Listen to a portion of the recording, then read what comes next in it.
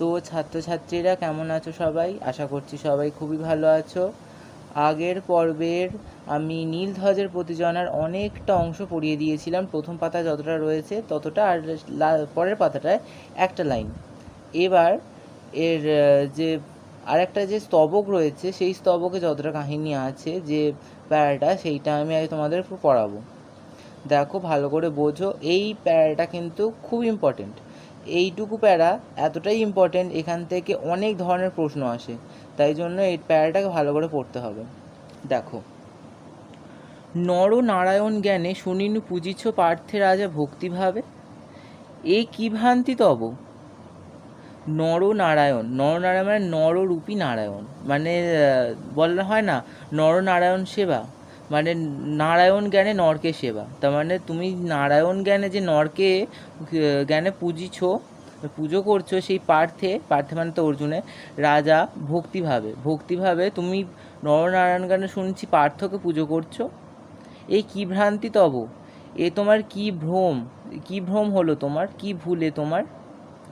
হায় ভোজবালা কুন্তি, কে না জানে তারে, শৈরিনী তনয় তার জারজ অর্জুনে, কি লজ্জা, কি গুণে তুমি পুজো রাজরথী নরনারায়ণ জ্ঞানে। হায় ভোজবালা কুন্তি, ভোজবালা মানে হচ্ছে ভোজ রাজকন্যা, মানে ভোজ রাজার কন্যা হচ্ছে ভোজবালা। কুন্তি হলো ভোজ রাজার কন্যা, তাই জন্য তাকে ভোজবালা বলা হয়। কে না জানে তারে, তাকে কে জানে না। শৈরিনী মানে হচ্ছে স্বেচ্ছাচারিণী, মানে যার চরিত্র খারাপ, এরকম টাইপের বলা হচ্ছে। তনয় তার জারজ অর্জুনে, তার তনয় মানে পুত্র, তার জারজ অর্জুনে, জারজ মানে যার জন্মের কোনো ঠিক নেই, তাকে বলা হয় জারজ। অর্জুনে কি গুণে তুমি পুজো রাজরথী, তুমি কি গুণে মানে কি গুণ দেখে তুমি তাকে পুজো করছো। নরনারায়ণ জ্ঞানে, নরনারায়ণ জ্ঞানে তুমি কি গুণ দেখে পুজো করছো। রে দারুণ বিধি, এ কি দারুণ বিধির বিধান, এ কি লীলা খেলা তোর, বুঝিব কেমনে, এ তোমার কেমন লীলা, কিভাবে বুঝবো আমি। নরনারায়ণ পার্থ, কুলোটা যে নারী বেশ্যা, গর্ভে তার কি হে জন্মিলা আসি ঋষিকেশ। কুলোটা যে নারী, কুলোটা মানে যার কুল বংশ সব নাশ গেছে, মানে কুল বংশ ত্যাগ করেছে, তাকে বলা হয় কুলোটা। বেশ্যা মানে হচ্ছে বারাঙ্গনা, বারাঙ্গনা মানে হচ্ছে যার চরিত্রের ঠিক নেই, তাকে বলা হচ্ছে বেশ্যা। গর্ভে তার কি হে জন্মিলা আসি ঋষিকেশ, তার গর্ভে কি করে, ঋষিকেশ মানে হচ্ছে নারায়ণ, নারায়ণকে ঋষিকেশ বলা হয়, তার গর্ভে কি করে ঋষিকেশ নারায়ণ জন্মায়, কোন শাস্ত্রে কোন বেদে লেখা, কি পুরাণে এ কাহিনী, কোন শাস্ত্রে কোন বেদে এ কাহিনী লেখা আছে, আমায় দেখাও। দ্বৈপায়ন ঋষি পাণ্ডব কীর্তন গান গায়েন সতত। দ্বৈপায়ন ঋষি হলেন মহর্ষি বেদব্যাসের আর এক নাম। তিনি যমুনার তীরে একটা দ্বীপে জন্মগ্রহণ করেছিলেন বলে তার আর এক নাম হচ্ছে দ্বৈপায়ন। এবারে সেই দ্বৈপায়ন ঋষিকে নিয়ে এবার টানাটানি করছে। দ্বৈপায়ন ঋষি পাণ্ডব কীর্তন গায়েন সতত, যিনি পাণ্ডবদের কীর্তন গান। সত্যবতী সুত ব্যাস বিখ্যাত জগৎ, এই যে ব্যাস বেদব্যাস, সত্যবতী সুত তার মানে সত্যবতীর পুত্র, দ্বৈপায়ন ঋষির মায়ের নাম ছিল সত্যবতী, গান বিখ্যাত জগতে। ধীবর জননী পিতা ব্রাহ্মণ, তার মানে সত্যবতী কে ছিলেন, ধীবর ছিলেন। ধীবর মানে সবাই জানো জেলে, আর পিতা ব্রাহ্মণ, ব্রাহ্মণ পুত্র, কিন্তু তার মা ছিল ধীবর, তার মানে এখানে একটা অন্য কুলবংশের ব্যাপার আছে, ওই জন্য এখানে জনা দ্বৈপায়ন ঋষিকে নিয়েও কথা বলছেন। করিলা কামকেলি লয়ে, কোলে ভাতৃবধূদয়ে ধর্মমতী। করিলা কামকেলি লয়, কামকেলি লয় মানে কি, কামকেলি লয় মানে হচ্ছে রতিক্রিয়া, তাকে বলছে কামকেলি লয়। করিলা কামকেলি লয়ে, কোলে ভাতৃবধূদয়ে ধর্মমতী। এখানে একটা ঘটনা আছে, মহাভারতে যখন সত্যবতীর মানে মহারাজ শান্তনু মানে ভীষ্মর বাবা, মহারাজ শান্তনুর দুখানা পুত্র হয়েছিল সত্যবতীর গর্ভে। শান্তনুর হচ্ছে দুখানা স্ত্রী ছিল, একটা হচ্ছে গঙ্গা আর একটা হচ্ছে সত্যবতী। এবার সত্যবতীর গর্ভে চিত্রাঙ্গদ আর বিচিত্রবীর্য বলে দুখানা পুত্র সন্তান হয়েছিল। এবার বিচিত্রবীর্য নিঃসন্তান অবস্থায় মারা গিয়েছিল। তার বিয়ে হয়েছিল, অম্বিকা আর অম্বালিকার সাথে বিয়ে হয়েছিল, কিন্তু তার নিঃসন্তান অবস্থাতেই সে মারা গিয়েছিল। তার একটা অসুখ ছিল, রোগ ছিল, তার জন্য সে সিংহাসনে অভিষিক্ত হওয়ার পরই মারা গিয়েছিল। এবার কারণে যখন সত্যবতী দেখছে তার পুত্র নিঃসন্তান অবস্থাতেই মারা গেছে, আর ওদিকে ভীষ্ম তো বিয়েই করেনি, তাই পরবর্তী বংশধর কি করে হবে, পরবর্তী বংশ পরম্পরায় কি করে আসবে, ওই জন্য সত্যবতী বেদব্যাসকে অনুরোধ করেছিলেন যাতে তাদের কোনো পুত্র সন্তান জন্ম হয়। তাই বেদব্যাস কি করেছিলেন, তাই তিনি কি করেছিলেন, অম্বিকা আর অম্বালিকার গর্ভে দুখানা সন্তান প্রেরণ করেছিলেন যোগ বলে, যেটা ছিল ধৃতরাষ্ট্র আর পাণ্ডু। এবারে এই ঘটনাটাকেই তিনি যেভাবে গর্ভে সন্তানচারণ করেছিলেন, এই ঘটনাটাকেই তির্যক ইঙ্গিত করছে জনা তাই তির্যক ইঙ্গিত করে এখানে বলছে কামকেলিলয় কোলে ভাতৃবধূদ্বয়, তার ভাতৃবধূর সাথে কোনো অন্যান্য সম্পর্কের কথা ওখানে উল্লেখ করেছে, মানে এখানে খারাপ ইঙ্গিত করেছে। এবার পরেরটা কি বলছে দেখি। কি দেখিয়া বুঝাও দাসীরে গ্রাহ্য করো তার কথা, কুলাচার্য তিনি কুকুলের, তুমি তাকে কি দেখে বলতে বলছো যে আমি তাকে গ্রাহ্য করব? কুলাচার্য মানে বংশের পুরোহিত বা বংশের মহর্ষি বা বংশ পরম্পরায় যে চলে আসছে, বংশের পুরোহিতরাই বেশিরভাগ বলে, কিন্তু বেদব্যাস এখানে পুরোহিত কিন্তু নন, তিনি হচ্ছেন আচার্য, কিন্তু তাই কোনো কুলাচার্য বলা হয়েছে। তিনি কুকুলের, মানে তার কুলের কোনো ঠিক ঠিকানা নেই, তাই জন্যই তিনি বলেছেন কুলাচার্য, তিনি কুকুলের। তবে যদি অবতীর্ণ হবে পার্থরূপে পীতাম্বর, কোথা পদ্মালয়া ইন্দিরা? দ্রৌপদী বুঝি? মরি কি সতী, শাশুড়ির যোগ্য বধূ, পৌরব সরসে নলিনী, অলির সখী রবির অধীনী, সমীরণ প্রিয়া, ধিক হাসি আসে মুখে, ভাবি যদি পাঞ্চালির কথা, লোকমাতা রমা কি হে ভ্রষ্টা রমণী? এইখানটা খুব ইম্পর্টেন্ট, খুব বোঝার বিষয় আছে। তবে যদি অবতীর্ণ হবে পার্থরূপে পীতাম্বর, তবে যদি অবতীর্ণ হয় পার্থরূপে অর্জুন রূপে পীতাম্বর নারায়ণ যদি অর্জুন রূপে তাই যদি অবতীর্ণ হয়, কোথা পদ্মালয়া ইন্দিরা? কোথা পদ্মালয়া ইন্দিরা মানে লক্ষ্মী, যিনি পদ্ম অধিষ্ঠান করেন, সেই লক্ষ্মী কোথায়? দ্রৌপদী বুঝি? দ্রৌপদী নাকি? মরি কি সতী, ও বাবা কত সতী সে, মানে কত লক্ষ্মী সে। পৌরব সরসে নলিনী, পৌরব মানে হচ্ছে পুরু বংশজাত, এরা ছিলেন পুরু বংশজাত, মানে অর্জুনরা মানে পাণ্ডুরা ছিলেন পুরু বংশজাত, তাই তাদের বলা হচ্ছে পৌরব। আর পৌরব সরসে মানে হচ্ছে পৌরবদের সরোবরে নলিনী মানে হচ্ছে পদ্মফুল। অলির সখী রবির অধীনী, অলি মানে হচ্ছে মৌমাছির সখী, রবির অধীনী রবি দ্বারা মানে সূর্য দ্বারা নিয়ন্ত্রিতা, সমীরণ প্রিয়া বাতাসের প্রিয়া মানে বাতাসের খুব প্রিয়, ধিক হাসি আসে মুখে ভাবি যদি পাঞ্চালির কথা। আমার তো এই দুঃখের অবস্থাতেও হাসি আসছে যদি ভাবি এই পাঞ্চালি হচ্ছে লক্ষ্মী, লোকমাতা রমা কি ভ্রষ্টা রমণী, এই ভ্রষ্টা নারী কি লক্ষ্মী? এইখানে একটা তির্যক ইঙ্গিত আছে, অলি সখী রবির অধীনী সমীরণ প্রিয়া, তার মানে পদ্মফুল যে এতজনের সঙ্গে একটা রিলেশন রয়েছে সেটাকে বলছে। অলির সখী, অলির খুব ভালো বন্ধু, রবির অধীনী, রবি তাকে নিয়ন্ত্রণ করে, সূর্য তাকে নিয়ন্ত্রণ করে, সমীরণ প্রিয়া বাতাস তাকে বয়ে নিয়ে যায়, মানে বাতাসের খুব প্রিয় বস্তু সে, তাই সেই রকমটাকে পঞ্চপাণ্ডবের সাথে এখানে ইঙ্গিত করেছে। তার মানে পদ্মফুল যেমন এতজনের সঙ্গে সম্পর্কে রয়েছে, তেমনই পাঞ্চালী মানে হচ্ছে দ্রৌপদী পাণ্ডবদের 5 ভাইয়ের সাথেই 5টা স্বামী তার, এইটাকে তিনি তির্যক ইঙ্গিত করেছেন। জানি আমি কহে লোক রথিকুলপতি পার্থ, আমি জানি সবাই লোক বলে রথিকুল শ্রেষ্ঠ বীর সে পার্থ, মিথ্যা কথা নাথ বিবেচনা করো, সূক্ষ্ম বিবেচক তুমি বিখ্যাত জগতে, এটা মিথ্যা কথা, তুমি বিবেচনা করো, তুমি সূক্ষ্ম বিবেচক নামে তুমি বিখ্যাত জগতে, ছদ্মবেশে লক্ষ্যরাজে ছড়িল দুর্মতি স্বয়ংবরে। আবার এটাকে স্বয়ংবর টেনে নিয়ে যাচ্ছে। দ্রৌপদীর যে স্বয়ংবরটার কাহিনী নিশ্চয়ই তোমরা জানো। একটা মাছ রাখা হয়েছিল যেটা শূন্যে ভাসছিল, সেই মাছটার চোখে তীর বিদ্ধ করতে হতো না দেখে। নিচের একটা জলের পাত্র রাখা ছিল, জলের পাত্রের দিকে তাকিয়ে ওই মাছটাকে চোখেতে তীরবিদ্ধ করতে হতো, সেটা অর্জুন করেছিল। এবার অর্জুন ব্রাহ্মণ সেজে গিয়েছিল সেখানে ব্রাহ্মণ সেজে ছদ্মবেশে গিয়ে ছলনা করে সেখানে স্বয়ংবর সভায় যোগদান করেছিল। এইটাকে বলেছে যে তাহলে সে ছলনা কি করতো?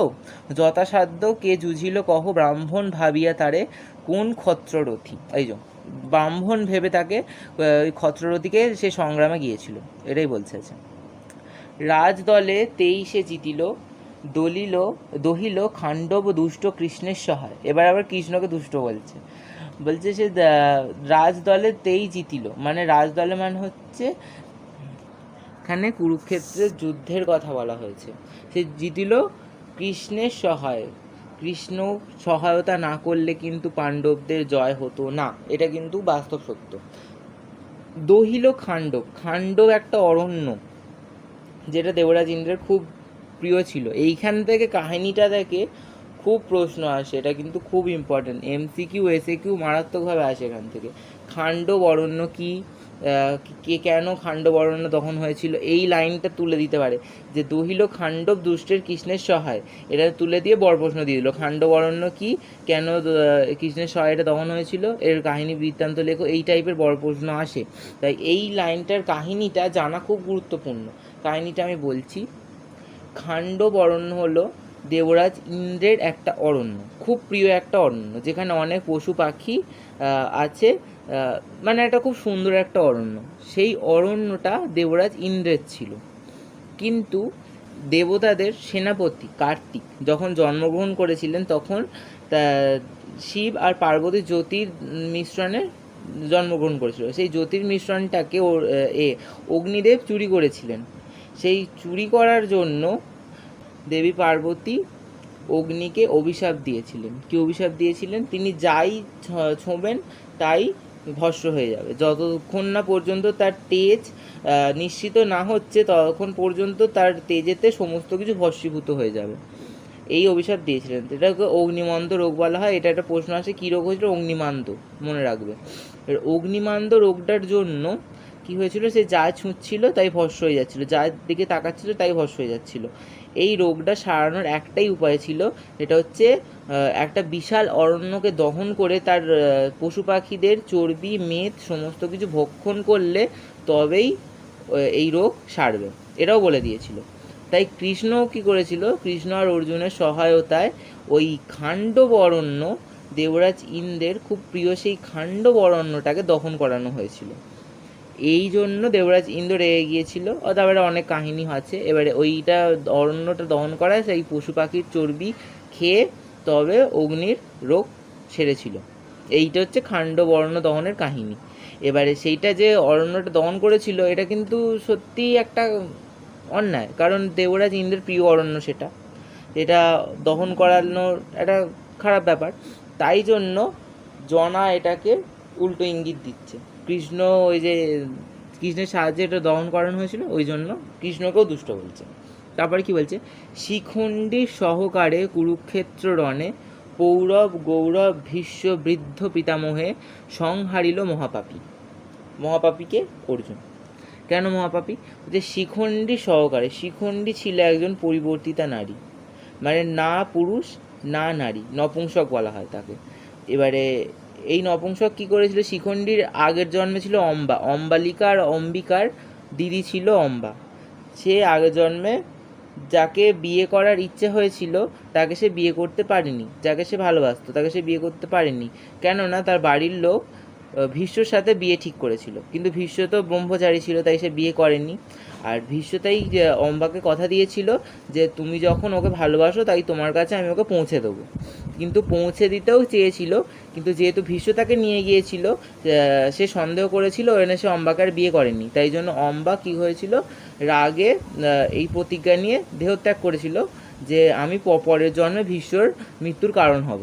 এই বলে সে চিতা সাজিয়ে নিজের দেহটাকে চিতায় পুড়িয়ে দিয়েছিল। এবার সেইটা পরের জন্মে সে শিখণ্ডী রূপে জন্মগ্রহণ করেছিল, নপুংসক রূপে। এবার সেই শিখণ্ডী হতো এ ভীষ্মর মৃত্যুর কারণ বলেছিল যেহেতু, আর সেই রকমভাবে শিখণ্ডীকে সামনে রেখে, আর ভীষ্ম বলেছিল যে আমি কোনো নারী সামনে বা মানে নিরস্ত এদের সামনে আমি অস্ত্র তুলব না, সেই রকমই। তাই ভীষ্মের সামনে শিখণ্ডীকে দাঁড় করায়, ভীষ্ম নিরস্ত হয়ে যায়, সেই সুযোগে অর্জুন তাকে বধ করে। এইটাকে বলছে মহাছলে সংহারিল মহাপাপী, বিবিধ পিতামহে সংহারিল মহাপাপী। এইটা একটা গেল। এবার দ্রোণাচার্যর কথা বলছে, দ্রোণাচার্য গুরু কি কুছলে নরাধম বোধিল তাহারে, দেখো সরি। এবার বলছে দ্রোণাচার্য গুরুকে কি কুছলে মারলো, তুমি খালি আবার স্মরণ করে দেখো। দ্রোণাচার্যকে সবাই জানো, পাণ্ডব কৌরবদের গুরু, তিনি কৌরবদের হয়ে যুদ্ধে নেমেছিলেন। আর এবার তাকে কিভাবে মেরেছিল, বলেছিল যে যতক্ষণ না পর্যন্ত আমার পুত্র আর কি মৃত্যুর খবর পাচ্ছে ততক্ষণ পর্যন্ত ও নিরস্ত হবে না, ওকে কেউ নিরস্ত করতে পারবে না। ওই জন্য পাণ্ডবরা কি করেছিল, মানে কৃষ্ণেরই বুদ্ধি ছিল এটা, অশ্বত্থামা নামে একটা হাতি ছিল, সেই হাতিটাকে ভীম বধ করেছিল। বধ করার পর ওখানে গুরুর কাছে বলা হয়েছিল যে অশ্বত্থামা মারা গেছে। এবার গুরু বলেছিল যতক্ষণ না পর্যন্ত যুধিষ্ঠির আমাকে বলছে ততক্ষণ পর্যন্ত আমি বিশ্বাস করবো না, কারণ যুধিষ্ঠির সত্যবাদী। এবার যুধিষ্ঠির তাই যুধিষ্ঠিরকে নিয়ে যাওয়া হয়েছিল। যুধিষ্ঠির বলেছিল অশ্বত্থামা হত ইতিগজ, এই ইতিগজটা আস্তে করে বলেছিল বলে শুনতে পাইনি। তো অশ্বত্থামা হতটা শুনেই দ্রোণাচার্য নিরস্ত হয়, তারপর তাকে বধ করা হয়। এইটা হচ্ছে দ্রোণাচার্য মারা যাওয়ার কাহিনী। এবার বলছে বসুন্ধরা গ্রাসিলা ষোড়শে রথচক্র জবে হায়, জবে ব্রহ্মশাপে বিকল সমরে মরি কর্ণ মহাদশা। এবার বলছে কর্ণের কাহিনী। বসুন্ধরা গ্রাসিল ষোড়শে রথচক্র, বসুন্ধরা মানে পৃথিবী, গ্রাসিল মানে ঢুকে গেল, মানে এখানে গ্রাসিলা মানে হচ্ছে গিলে নেওয়া। এবার রথের চাকা এর কর্ণের আটকে গিয়েছিল, কুরুক্ষেত্রের যুদ্ধে এক জায়গায় রথের চাকা পুঁতে গিয়েছিল। এবার সেই রথের চাকা পুঁতে যাওয়ায় সে নিরস্ত হয়েছিল, সে নিরস্ত অবস্থায় কর্ণকে বধ করা হয়েছিল।